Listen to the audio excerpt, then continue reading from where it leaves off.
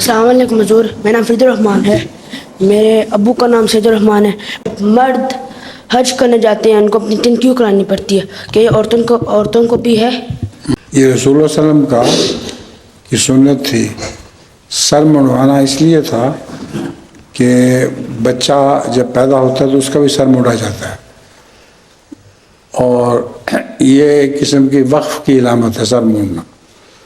صرف اسلام میں نہیں، دوسرے مذاہب میں بھی سر منڈانا وقف کی علامت ہے۔ ننز بھی سر منڈوا لیتی ہیں اور سادھو بھی سر منڈوا لیتے ہیں۔ تو یہ سر منڈایا جاتا ہے کہ گویا ہم حج میں خدا کی خاطر وقف ہو رہے ہیں۔ عورتوں کو سہولت ہے کہ آن صلی اللہ علیہ وسلم نے منع فرمایا کہ عورتیں سر منڈائیں، ان کے بال ترشوا لیتی ہیں وہ، اور اتنا ہی ان کے لیے کافی ہے۔